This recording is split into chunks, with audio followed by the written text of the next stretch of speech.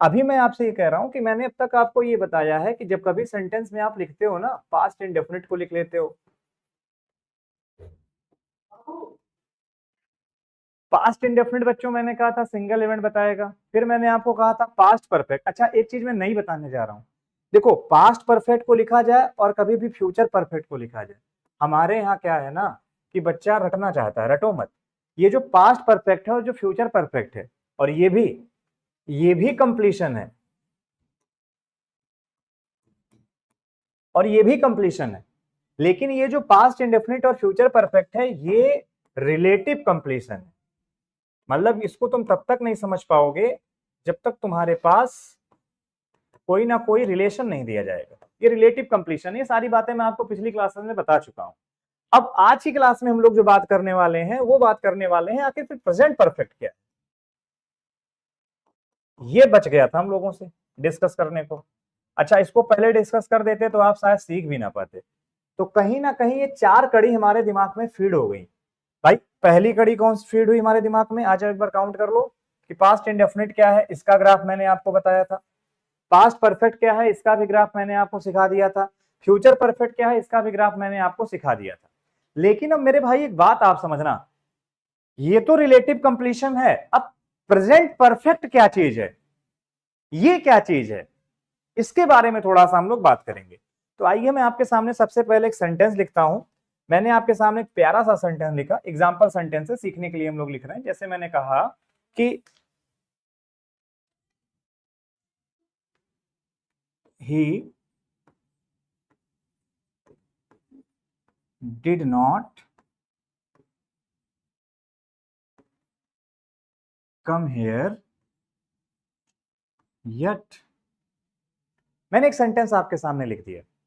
तो अभी I think सारे बच्चे इसका आंसर करेंगे। मैंने एक सेंटेंस आपके सामने लिखा है, he did not come here yet. Answer करिए क्या गलती है, तब तक मैं आपको कुछ समझाता हूं। Let's come on graph. कुछ ग्राफ मैं आपको बताता हूं। जैसे आपको पता है आपकी टाइम लाइन ही है, ये आपका पास्ट है,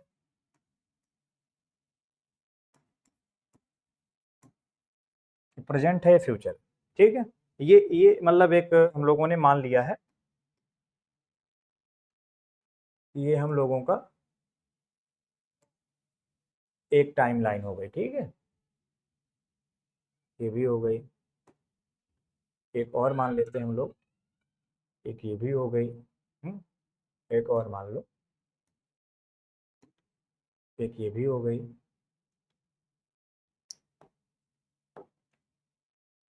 ना, सुनो तो ध्यान से, पास्ट इंडेफिनिट क्या है वो बता रहा हूं।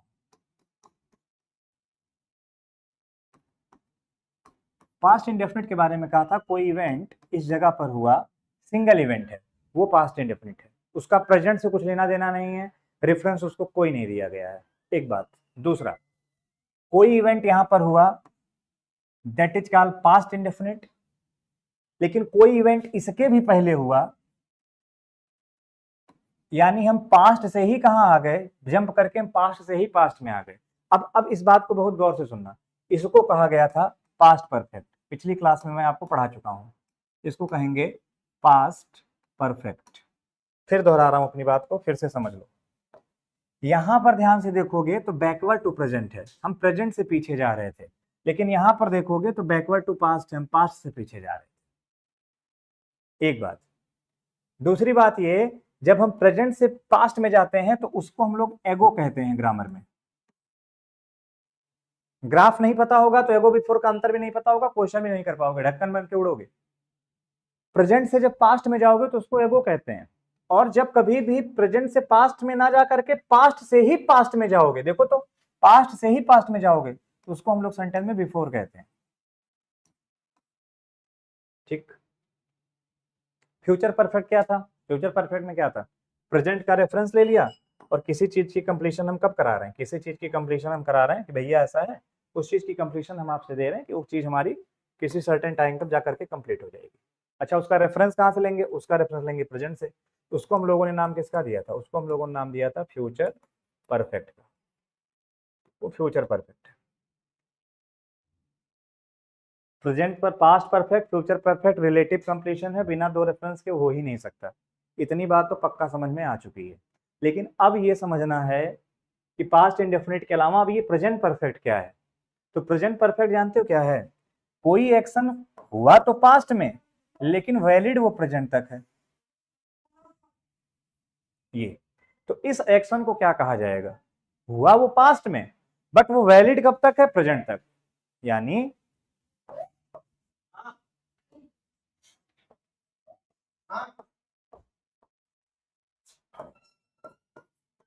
हुआ तो पास्ट में, हुआ तो पास्ट में, मगर वैलिड प्रेजेंट तक है।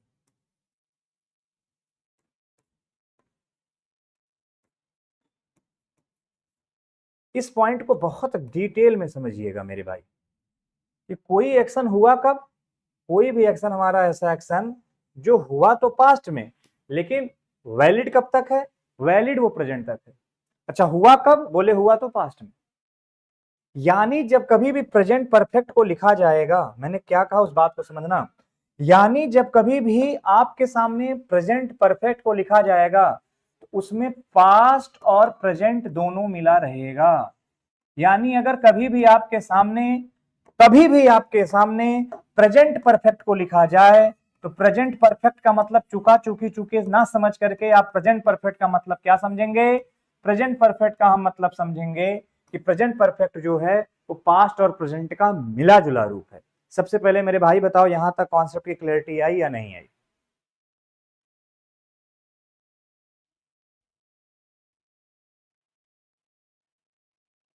शोभित जय हो। भुवनेश भैया हेलो, कैसे हो? खुश रहो Akhileshwar.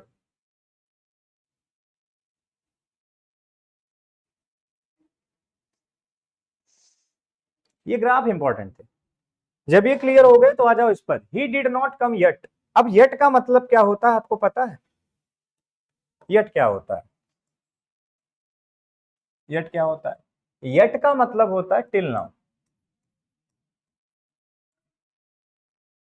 Till now is equal to up till now. इसी को कई बार हम लोग अप टिल नाउ भी कहते हैं। ठीक है, वो आपस में सब एक ही हैं, हालांकि थोड़े बहुत फंक्शन में अलग है, बट भाई स्पेलिंग ही अलग है। थोड़े बहुत फंक्शन में अलग है, बट हाँ ठीक है। अभी आप इतना समझ लो कि yet is equal to till now is equal to up till now, means ये सब एक ही हैं। फिर इनका मीनिंग क्या है? मीनिंग जानने से पहले हम लोग ये समझ लेते हैं कि अगर टिल को हम अलग कर दें, हालांकि टिल नाउ तो एक एडवर्ब हो गया, लेकिन अगर हम टिल नाउ को अलग कर दें, मतलब क्या है कहने का? मतलब ये है टिल को अलग कर दो, नाउ को अलग कर दो। अब बताओ ये क्या है? तो आओ मैं आपको बताता हूं क्या है ये। देखो क्या है ये। जैसे जब कभी भी आप बात करते हो प्रीपोजिशन की, तो कुछ प्रीपो ऐसे होती है डेडलाइन की। डेडलाइन की प्रीपोजिशन का मतलब क्या? कि कोई एक्शन होता हुआ आ रहा है, लेकिन जैसे ही उस प्रीपोजिशन के पास पहुंचेगा वो एक्शन डेड हो जाएगा। यानी उस एक्शन को कंप्लीट कराने का काम जो प्रीपोजिशन करेगी, उस एक्शन को डन कराने का प्रीपोजिशन जो काम करेगी, उसे कहा जाएगा प्रीपोजिशन ऑफ डेडलाइन। अब इस बात को ऐसे समझना, तो उसमें समय बताने के लिए टिल का यूज किया जाता है, और दूरी वगैरह बताने के लिए टू का यूज किया जाता है, डिस्टेंस वगैरह के लिए। ये टाइम के लिए आता है और ये डिस्टेंस के लिए आता है। अब देखो थोड़ा सा हमारी बात समझो, यहां से बात पकड़ में आ जाएगी तुम्हारे। जैसे मैंने कहा ही वर्कड टिल 5 PM, तो इसका मतलब क्या है? इसका मतलब यह है कि उसने खेलने वाला काम जो किया वो 5 बजे तक ही चला। जैसे ही 5 बजे खेलना बंद। क्या मतलब है इसका? इसका मतलब ये खेलने वाला काम तो किया, काम तो किया उसने, ही वर्क, उसने काम किया, बट कब तक? 5 बजे तक। जैसे ही 5 बजा काम करना खत्म। जैसे ही 5 बजा काम करना खत्म हो गया। इसका मतलब ये है कि ये जो टिल है, टिल पर यानी 5 बजते ही वो एक्शन क्या हो गया? वो एक्शन कंप्लीट हो गया। यानी ये प्रीपोजिशन ऑफ क्या है? ये प्रीपोजिशन ऑफ डेडलाइन है। और अगर ये डेडलाइन की प्रीपोजिशन है तो ये अपने आप में कंप्लीशन बताती है, इसलिए सेंटेंस वन टाइम होकर के क्या हो जाता है?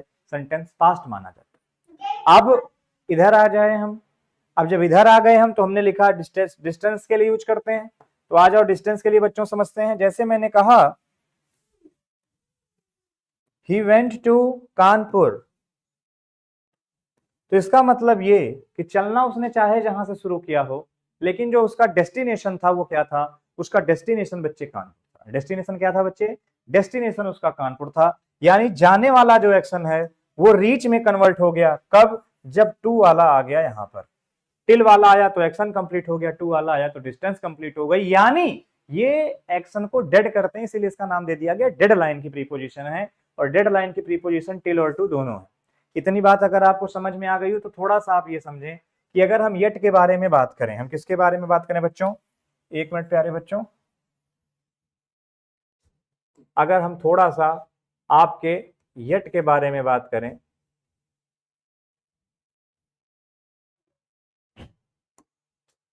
अगर हम थोड़ा सा यट के बारे में बात कर लें, तो यट को हम लोग क्या कहते हैं, यट को हम लोग कहते हैं टिल नाउ। लिखा तो है ये टिल नाउ, इसी को एक्सप्लेन कर दो। तो टिल कहीं ना कहीं क्या हो गया भैया, पास्ट हो गया, और नाउ के बारे में बात करें तो नाउ क्या हो गया, प्रेजेंट हो गया। और अभी मैंने आपसे कहा कि अगर कभी भी सेंटेंस में पास्ट और प्रेजेंट दोनों मिलते हुए दिखाई दें तो उस सेंटेंस में प्रेजेंट परफेक्ट बनेगा, यानी डिड नॉट कम नहीं करेंगे, हम लिखेंगे ही हैज नॉट कम, यानी थर्ड फॉर्म लगा दिया कम की, he has not come here yet. तो पूरा का पूरा टेंस क्या है, कहीं ना कहीं तो क्लू आपको मिलेगा ही, कहीं ना कहीं तो कोई ना कोई आपको कॉन्टेक्स्ट मिलेगा ही मिलेगा। अगर ये सेंटेंस में यट ना लगा होता तो फिर आपका सेंटेंस बिल्कुल ठीक था, लेकिन यट लगाने से ये बात पता चल गई, टिल नाउ लगाने से ये बात पता चल गई, अब टिल नाउ लगाने से ये बात पता चल गई, रिसेंटली लगा देने से ये बात पता चल जाती, लेटली लगाने से ये बात पता चल जाती, कौन सी बात पता चल जाती, इसके बाद ये पता चल जाती कि आपका जो एक्शन है वो शुरू चाहे पास्ट में हुआ हो बट इफेक्टिव कब तक है, प्रेजेंट तक। तो जब पास्ट और प्रेजेंट दोनों को मिला दिया तो वही क्या बन गया, आपका प्रेजेंट परफेक्ट बन गया। अब किसी को कोई डाउट हो तो पूछ लो। फन टाइम, हाँ हाँ क्लास रिकॉर्डेड रहेगी। जय हिंद नोलो भैया।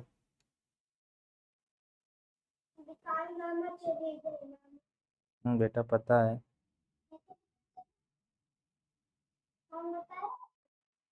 मुझसे मिलने आए थे, ठीक है।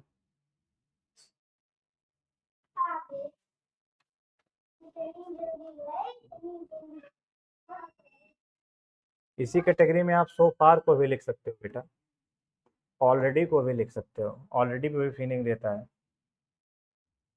ना। तो ये सारी बातें मैंने करी। अभी थोड़ा सा आप लोग का कमेंट देखूं, इसके बाद आगे बढ़ूं।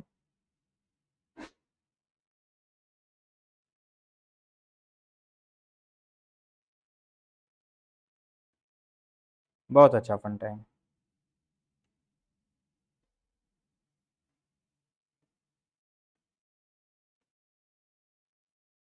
चलो ठीक है बच्चों, कुछ और बातें ले लेते हैं, यहीं पर समझा लेता हूं आपको, लगे हाथ। बच्चों जैसे मैंने आपके सामने कहा कि अगर मैं कभी आपसे कहूं, मेरी बात ध्यान से समझिएगा, बात मेरी ज्यादा समझ में आएगी।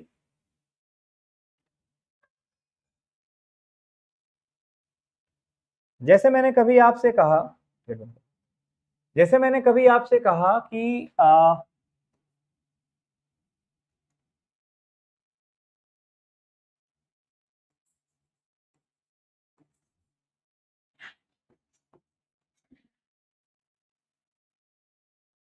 We got freedom,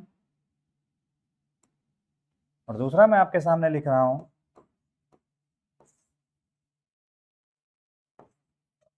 we have got freedom. मैं आपके सामने दो सेंटेंस लिख रहा हूं, इन दोनों में कौन सा सही है कौन सा गलत है बताएंगे, कमेंट करिए, पहला या दूसरा। और मुझे लग रहा है कुछ बच्चे कमेंट करना भी स्टार्ट कर चुके होंगे कि सर ये गलत है, कोई कह रहा होगा सर ये गलत है, कोई कह रहा होगा ये सही है, कोई कह रहा है सर ये सही है। बट मैं आपको बता दूं दोनों सही है। क्यों सही है, कोई रेफरेंस नहीं दिया गया भैया, कोई रेफरेंस दिया गया क्या, इसका मतलब वो वन टाइम इवेंट हो गया, पास्ट की बातें कर रहे हो, इसका मतलब क्या हो गया, यहाँ पर इस गेट गॉट का मतलब क्या, इसका मतलब आप केवल पास्ट की तरफ इशारा कर रहे हो। अच्छा, अगर कोई कहे एक बात बताओ, ये तुम्हारे हैव गॉट का मतलब क्या, तो तुम थोड़ा उत्तर दे देना। हैव गॉट का मतलब है कि हम पास्ट को भी लिख रहे हैं। हैव गॉट का मतलब ये ना बताना प्रेजेंट परफेक्ट, उसका मतलब बताना पास्ट और प्रेजेंट दोनों के लिए बात कर रहे हैं। पास्ट में तो था ही, बट प्रेजेंट में भी है। अच्छा, लेकिन एक तीसरा सेंटेंस देखो, क्योंकि है क्या ना, जब तक चीजें नहीं क्लियर होंगी आप लोगों को बेहतरीन ढंग से, तब तक आप ही लोग कहोगे भैया क्लियर नहीं हुआ। तो भैया का ड्यूटी है ना क्लियर करा दें तुम क्यों। आ जाओ क्लियर कराते हैं। एक सेंटेंस और देखो, अब मैंने लिखा वी हैव गॉट फ्रीडम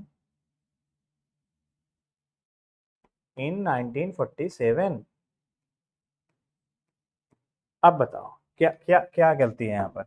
अब तुम कह दोगे भैया ये सेंटेंस गलत हो गया, हैव गॉट नहीं लगेगा, यहाँ पर केवल गॉट लगेगा। वजह ये है कि इन 97 टाइम दे दिया गया है पास्ट का, और जब केवल पास्ट के बारे में बात की जा रही है तो केवल पास्ट इंडेफिनिट का यूज हम लोग कर लेंगे, और जब पास्ट और प्रेजेंट दोनों बात की जाती तब हम लोग प्रेजेंट परफेक्ट का यूज करते हैं। तो कहने का मतलब सब कुछ क्या है, कहने का मतलब सब कुछ एक चीज पर बेस्ड है बेटा, पूरा का पूरा टेंस नहीं, पूरी की पूरी ग्रामर, वो है कॉन्टेक्स्ट। और जितने लोग हैं जो रूल बनाते हैं सब आपको इडियट बना रहे हैं, मूर्ख बना रहे हैं। पूरा का पूरा जो आपका ग्रामर है वो पूरी की पूरी आपके कॉन्टेक्स्ट पर बेस्ड है। ये बात आप लोग अपने दिमाग में लेकर चलो। शुभम भैया जय हिंद, कैसे हो प्रभु। शुभम जी हमारे फ्यूचर ऑफिसर हैं। चलो अच्छा एक काम करते हैं, थोड़ा सा और आगे बढ़ लेते हैं भैया,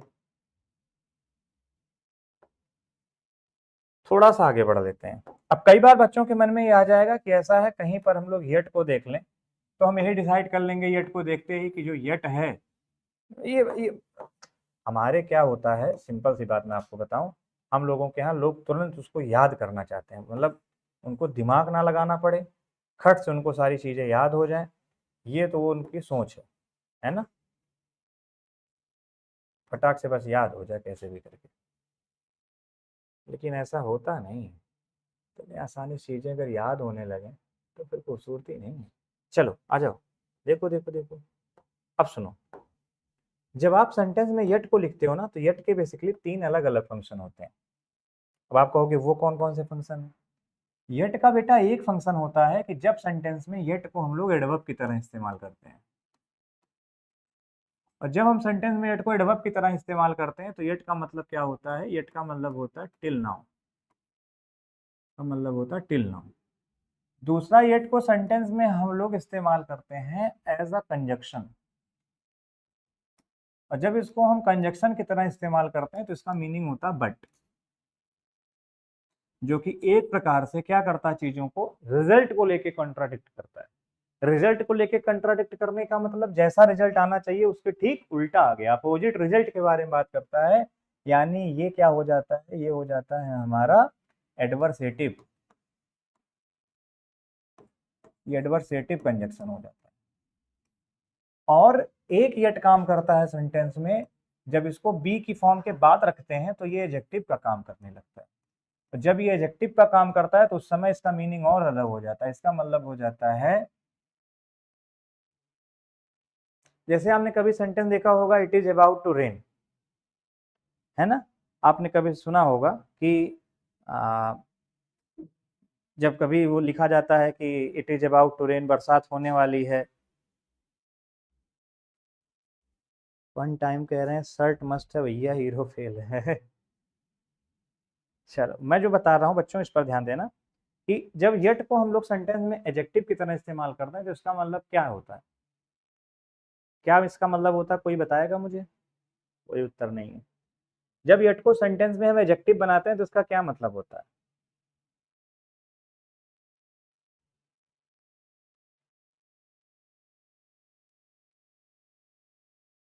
जब सेंटेंस में एट को हम एडजेक्टिव बनाते हैं तो इसका मतलब होता है काम का होना भी बाकी है, ऐसे समझ लो, ज्यादा समझ पाओ।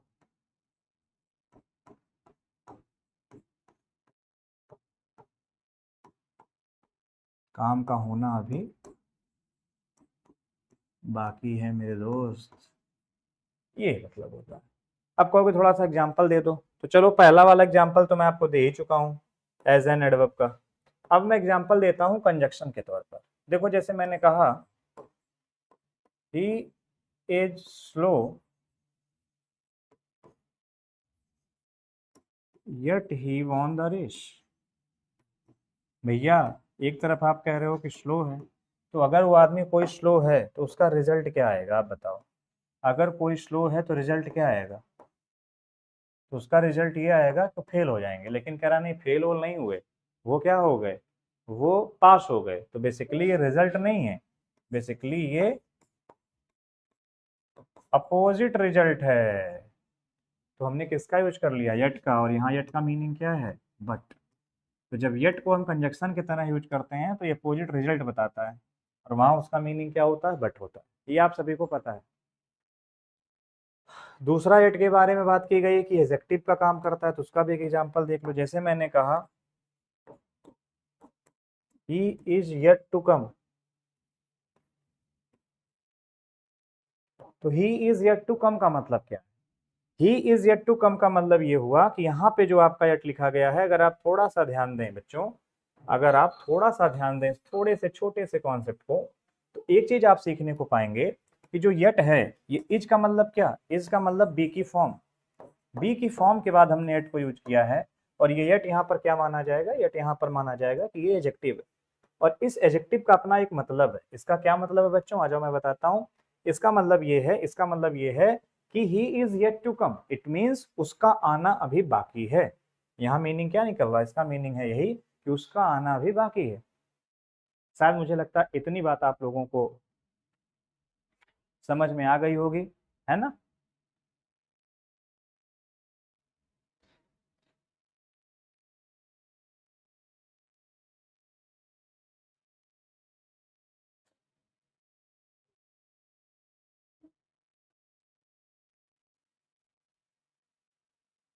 समझ में आ गया बच्चों।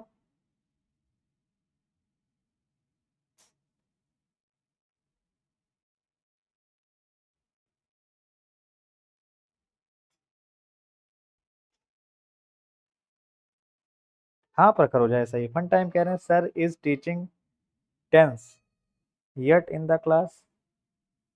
नहीं नहीं, यट यहाँ कैसे सही हो जाएगा, कॉन्टिन्यूस में नहीं, कॉन्टिन्यूस में स्टिल लगाते हैं।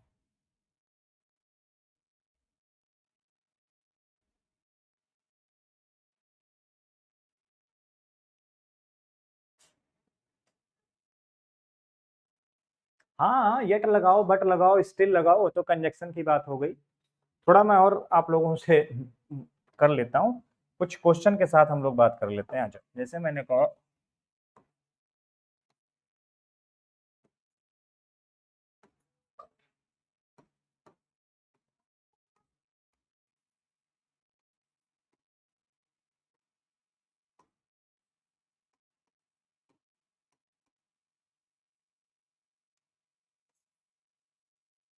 You are yet to select, you are yet to recommend.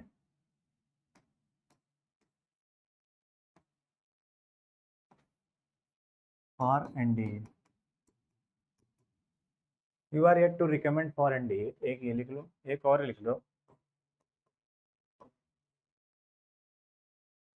although I paid him bills yet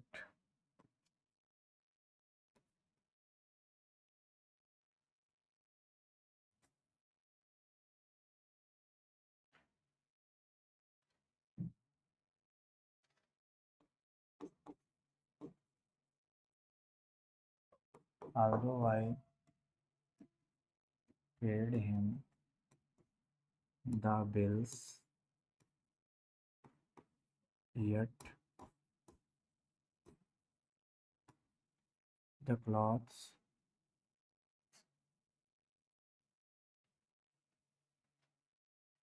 देखो यही छोटी छोटी बातें ध्यान रखनी पड़ती हैं।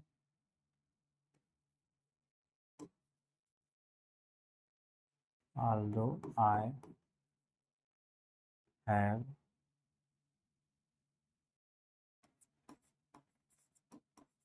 paid him. Although I have paid him the bills, yet the clothes are yet to wash.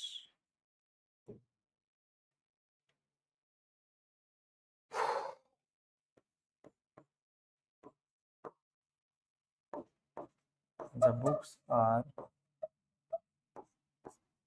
yet to sell. चलो बच्चों बताओ, ये सब सही लिखा मैंने, गलत लिखा है?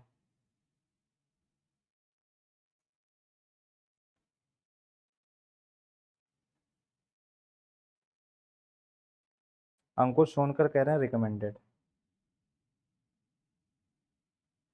बच्चों सोच समझ के आंसर करो, है ना? खैर चलो, कुछ तो कर रहे हो। अब अगर तुम ध्यान से देखो तो मैं इतनी देर में बस यही पढ़ा रहा हूँ तुमको। अभी मैं तुमको केवल यट ही पढ़ा रहा हूँ इतनी देर से। अभी प्रेजेंट परफेक्ट शुरू भी नहीं हुआ मेरे हिसाब से। हमें लगता है प्रेजेंट परफेक्ट आज की भी क्लास ले जाएगा, कल की भी क्लास ले जाएगा, और लगातार पढ़ा रहा हूँ, ये भी नहीं रुक रुक के पढ़ा हूँ।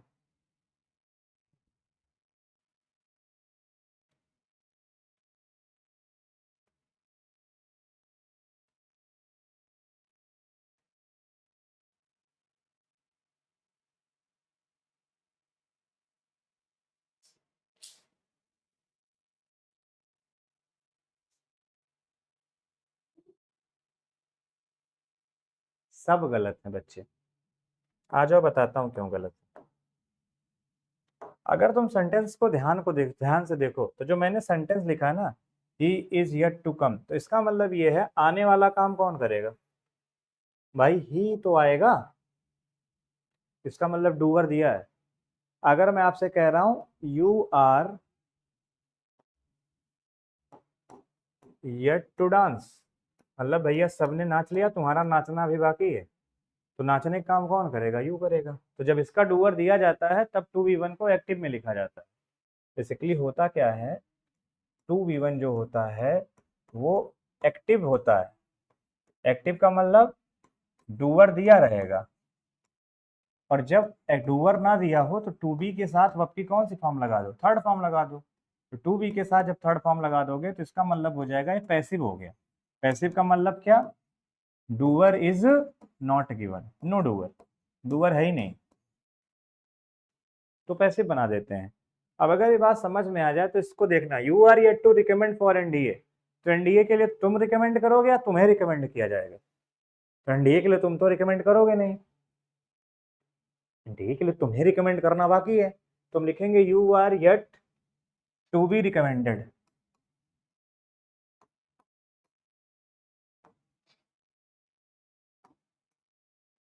स्पेलिंग देखे ना, आर रिकमेंडेड, वो नीचे गलत लिख दिया।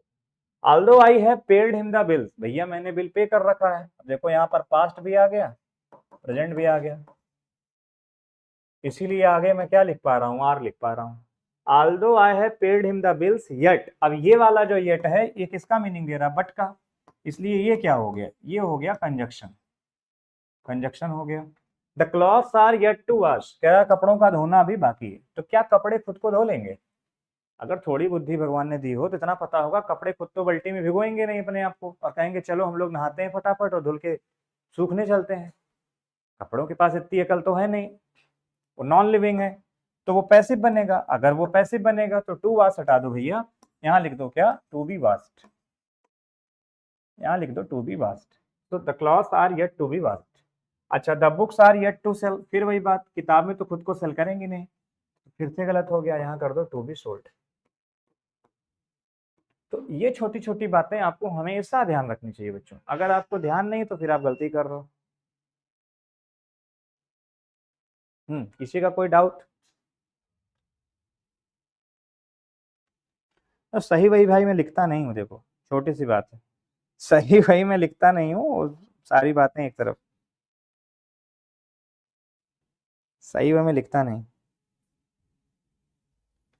व्हाट इज दिस बेटा? अच्छा ओके ओके, जीमाई पोर्ट केबल है तो थैंक यू बड़ी।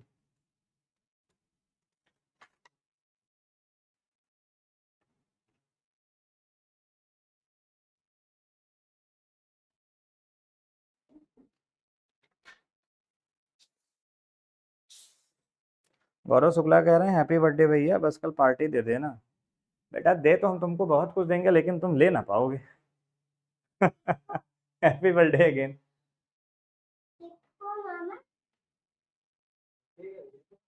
अरे मेरा बर्थडे कहाँ है? कल बच्चे टेस्ट लेता हूँ तुम लोगों का, है ना। अरे मेरा कोई बर्थडे नहीं है, तुम सुनकर कोई बात नहीं। ये पता है, देखो 26 से 16 हो जाते हैं, फिर 26 हो जाते हैं, ये जो 10 आते हैं ना, ये होते हैं नचनिया। ये ससुर ना इधर के हैं ना उधर के हैं। और मेरी नफरत है ऐसे बच्चों से, मतलब जो पढ़ाई करने के लिए सिंसियर है वो आए। It is not suppose to be a dance bar कि आए और चले गए। तुम क्लास में तो मेरी मर्जी से जुड़ो, अपनी मर्जी से, लेकिन क्लास छोड़ने के लिए तुम रिस्पॉन्सिबल तब तक नहीं हो जब तक तुम मैसेज ना करो। मतलब आज के टीचर भी ऐसे हैं, मोटिवेट किए जा रहे हैं, बच्चा भी ऐसा ही मोटिवेट हुआ जा रहा है। भाड़ में जाओ ससुर तुम। तुमको मोटिवेट करने के लिए हम ही मिलने क्या? सस्ता नशा फूक क्या हो तुमको मोटिवेट करें? घोचू। हम खुद सुनकर कह रहे हैं क्लास वाली फीलिंग। फीलिंग वीलिंग सब ठीक है, ये चमगादड़ होते हैं बेसिकली। अब इन्हें ध्यान से अगर तुम देखो तो इतना अच्छा कॉन्सेप्ट में पढ़ा रहा हूँ, प्रेजेंट परफेक्ट की मैंने डेफिनेशन इनको बिल्कुल अलग बता दी। येट इतनी देर से बता रहा हूँ, भी बिफोर बहुत डिटेल में एक्सप्लेन करने जा रहा हूँ। कई सारी चीजें रिलेट करके चल रहा हूँ। बेटा why are disturbing me time to time? Please go and sit there बेटा। After everything we will play, okay? A fun quiz we will conduct, okay? Now आ जाओ बच्चों, आगे चलें।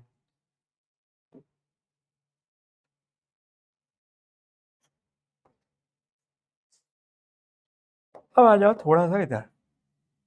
कई बच्चों को बिफोर को लेकर के समस्या होती है। कहते बिफोर आ जाए तो। हाँ देखिए बिल्कुल, आ जाए बिफोर तो आ जाए बिफोर। बिफोर आ जाए तो बिफोर आ जाए। बिफोर का मतलब क्या होता है ये बताओ?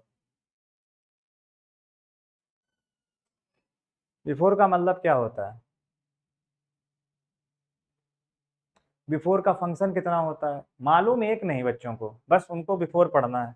मैं तुम्हें दिखाता हूँ बिफोर के कितने फंक्शन होते हैं। इसीलिए मैंने बच्चों को बार बार रिकमेंड करा है कि बच्चों अगर तुम्हें इंग्लिश सीखनी है सच में, तो अपने पास से एक डिक्शनरी रख लो। मैं दिखा देता हूँ, ऑक्सफोर्ड एडवांस लर्नर। तुमको मैं दिखाता हूँ बिफोर के कितने फंक्शन लिखे हैं। अब मेरा मन है कि मैं इन सबको चलूँ पढ़ाऊँ। अभी येट का भी दिखाता हूँ इसमें। जरा ये वाली चेयर हमको दे देना यार, यहाँ से उठा कर प्लीज, मेरे यहाँ बैक में दर्द हो रहा है, इसको जरा दे देना। बाकी चीजें उसी गद्दे पर। हमें कोई जल्दबाजी है नहीं।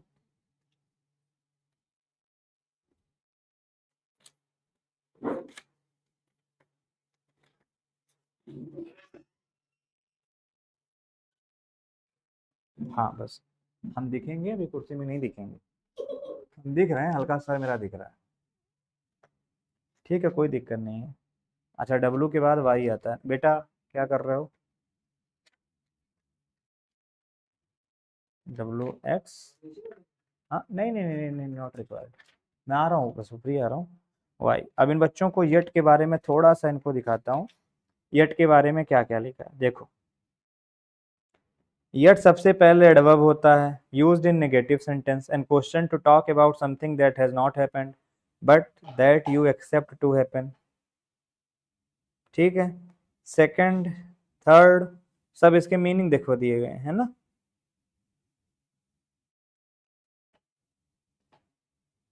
इडियम भी होती है। अच्छा, कंजक्शन के तौर पे ये नेवरदलेस का मीनिंग कन्वे करता है। ठीक है। देखो सारी बातें मैंने यहाँ पर बता दी हैं। जो बातें मैं बता रहा हूँ सारी बातें यहाँ लिखी हैं, तीनों फंक्शन लिखे हैं। अब इन लोगों को हम बिफोर का फंक्शन दिखा दें। एक मिनट।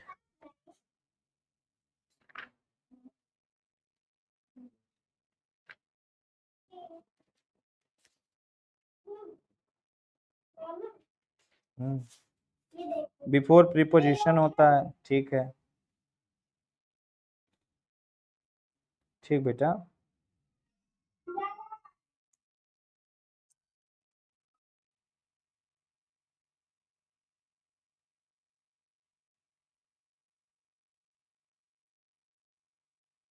चलो बिफोर के देखो प्रीपोजिशन मीनिंग है। बिफोर का कंजक्शन मीनिंग है, बिफोर का एडवर्बियल मीनिंग है, सारी बातें वही हैं जो मैं बताने जा रहा था इनको।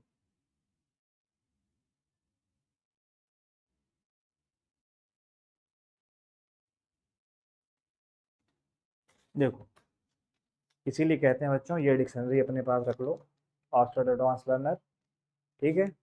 यहाँ अगर तुमने ध्यान से पढ़ा हो, देखो बिफोर के बारे में तीनों फंक्शन यहाँ पे लिखे हुए हैं, इसीलिए कहता हूँ इसको पढ़ो। मुझे इसकी ज़रूरत नहीं है, ये भैया इसको रख दो, मुझे इसकी ज़रूरत नहीं है। मैं इनको बता रहा हूँ कि जब कभी सेंटेंस में आप किसी भी टर्म को यूज करो तो उसको डिटेल में पढ़ो। मेरी क्या गर्ज है मैं तुमको इतनी डिटेल में पढ़ा रहा हूँ।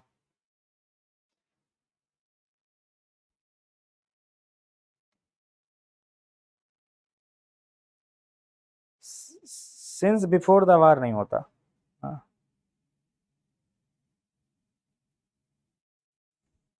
बढ़िया बाहो, चलो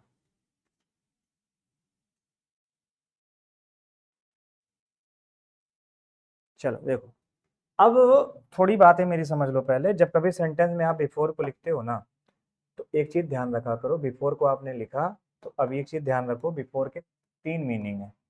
हम समझा देते हैं बारी बारी, ज्यादा सही रहेगा हमारे लिए। क्या तीन मीनिंग है, आ जाओ। सबसे पहला बिफोर का मीनिंग है, बिफोर को लिखा आपने, लिख दिया सर। बिफोर को अगर सेंटेंस में कभी हम कंजक्शन के तौर पे इस्तेमाल करें, तो कंजक्शन के तौर पे बिफोर का मतलब क्या होता है? कंजक्शन के तौर पे इसका मतलब होता है अर्लियर, अर्लियर देन। भैया कोई टाइम हमने एक्सपेक्ट किया था, उससे पहले ही वो काम हो गया, that is called what, before. जैसे मैंने कहा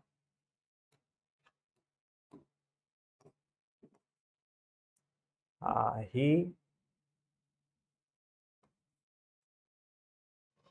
had gone before I came. भैया मेरे आने से पहले वो चला गया। मतलब ये जो है हमारा एक्सपेक्टेड पॉइंट था कि इस पॉइंट पर हम एक्सपेक्ट कर रहे थे कि वो आएगा, लेकिन उसके पहले ही वो चला वाला गया। तो ये बिफोर क्या है भैया, इसके बाद ये सब्जेक्ट लगा है, ये वर्ब लगी है, तो obvious सी बात है कंजक्शन होगा। तो ये कंजक्शन, तो बिफोर को जब हम कंजक्शन के तौर पे इस्तेमाल करते हैं तो इसका मतलब होता है कि अर्लियर देन। बात समझना चाहिए आप लोगों को। अब बिफोर का दूसरा मकसद समझो, दूसरा का इस्तेमाल करते हैं। तो बोले बिफोर को जब लिखोगे और बिफोर को हम प्रीपोजिशन बना के इस्तेमाल करें, तो बिफोर का ये मीनिंग होता है, बिफोर का मीनिंग उस समय जब प्रीपोजिशन बनाते हैं इसका मीनिंग होता है in front of. In front अलग अलग होना चाहिए, इन फ्रंट ऑफ ये मीनिंग होता है। लेकिन बिफोर जो होता है ये लिविंग बीइंग के लिए इस्तेमाल किया जाता है, और जो इन फ्रंट ऑफ होता है ये नॉन लिविंग के लिए इस्तेमाल किया जाता है। जैसे मैं आपके सामने छोटा सा सेंटेंस लिख दूं, ज्यादा क्लियर हो जाएंगी चीजें। जैसे मैं सेंटेंस लिखूं,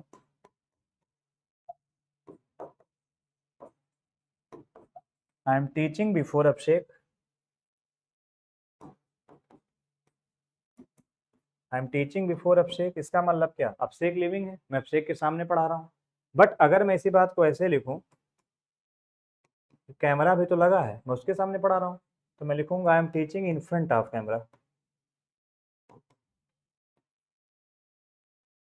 क्या समझ में आया? तो before in front of meaning तो एक देते हैं, जैसे हम लोग कहते हैं कि represent the prisoner before the जज। इन फ्रंट ऑफ जज नहीं होता, बिफोर द जज। तो in front of basically non living क्या आता है, I am standing in front of red fort, but I am standing before the audience. So see what is the basic difference between using before and in front of. In common English, we use in front of all in condition, but it is not fine. There should be difference. Okay? तो ये बात आपको समझ में आएगी। Before को conjunction बनाएंगे, before को यहाँ पे हम प्रीपोजिशन बनाएंगे। अब एक कॉन्सेप्ट को और समझ लेते हैं कि जब हम सेंटेंस में बिफोर को इस्तेमाल करेंगे और उस समय बिफोर को हम कुछ और ही बना देंगे, उस समय हम बिफोर को बनाएंगे एडवर्ब, और जब हम बिफोर को एडवर्ब बनाएंगे तो बिफोर का मतलब क्या होगा, बिफोर का मतलब हो जाता है ऑलरेडी। और उस समय ये कहाँ लिखा जाता है, उस समय ये मेन वर्ब के बाद लिखा जाता है। और ऑलरेडी का मतलब बिफोर जरूर होता है, लेकिन ये मेन वर्ब के पहले लिखा जाता है। यही सब अंतर है छोटे छोटे। ये सब पढ़ोगे तो जानोगे। तो कुछ मेन वर्ब के बाद चीजें आती हैं, कुछ चीजें भैया हमारी स्कूटी कर देना अंदर। हाँ मेरा वो कर देना अंदर स्कूटी। नहीं खुल जाएगा नहीं। हाँ हम भी चल रहे हैं, बस 5 मिनट बंद करके रुक जा, 2 मिनट बंद कर रहा हूँ। बिफोर एडवर्ब ऑलरेडी का मीनिंग देता मेन वर्ब के बाद पहले एक चीज इसको समझ लो, फिर क्लास हम भी बंद करें, टाटा बाय बाय करें। जैसे मैंने कहा I have watched this movie before. तो यहाँ बिफोर का मीनिंग क्या है भैया, I have watched this movie before, तो बिफोर यहाँ देखो एडवर्ब है, ये मेन वर्ब के कहाँ आया बाद में। अगर ऑलरेडी लगाना हो तो हम ऐसे लिख देंगे, क्या लिख देंगे, हम लिखेंगे I have already watched this movie. तो हमारे कहने का मतलब ये है, हमारे कहने का मतलब ये है कि बिफोर और ऑलरेडी जो होते हैं एक मेन वर्ब के बाद आता है, एक मेन वर्ब के पहले आता है, बहुत कुछ ज़्यादा अंतर होने वाला नहीं है। क्या लिखा है,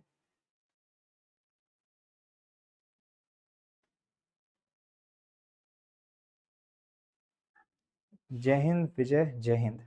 तो बच्चों यहाँ पर हम लोगों ने बिफोर के बारे में बात किया, बिफोर को एज अ प्रीपोजिशन बात किया, ठीक है। कल की क्लास में हम लोग और भी चीज़ें डिस्कस करेंगे जो कि रिलेटेड होंगी प्रेजेंट परफेक्ट से। और प्रेजेंट परफेक्ट अभी मैं आपको श्योर कर दूं, कम से कम 2 क्लासें तो प्रेजेंट परफेक्ट पर मुझे लेनी पड़ेंगी। आज की क्लास में मैंने आपको बहुत पढ़ा दिया और ये सारी चीज़ें। अच्छा ये सब बच्चे कई बार पूछते हैं कि सर ये बिफोर के 3-3 फंक्शन क्यों बता रहे हो, के इतने सारे फंक्शन क्यों बता रहे हो, तुम एक नंबर क्यों गधे। अगर तुम्हें नहीं बताएंगे पार्ट ऑफ स्पीच आइडेंटिफिकेशन का क्वेश्चन आ जाएगा, कहाँ से कर लोगे, तुम तो रट के जाओगे, एट माने कंजक्शन बना रहे हो जंजीरा, आगे ऐड को यूज कर दिया उसने बी की फॉर्म के बाद, वहां वो एडजेक्टिव का फंक्शन करेगा, तब क्या कर लोगे, हु करोगे। इसलिए बच्चे जितना पढ़ाने का आदेश पढ़ो, समझ में आए तो टेको, 1 घंटा कर देखो, मत पढ़ो। मेरा सीधा सिद्धांत है, अगर पढ़ने का मन हो तो पढ़ो, ये पढ़ाई पढ़ने वालों के लिए है। आए गए तो बेटा घर में रहो, ठीक। किसी को कोई क्वेश्चन करना हो तो अपना करवर लो। तो मैं भी चल रहा हूँ, bye bye, take care, good night, Ram Ram.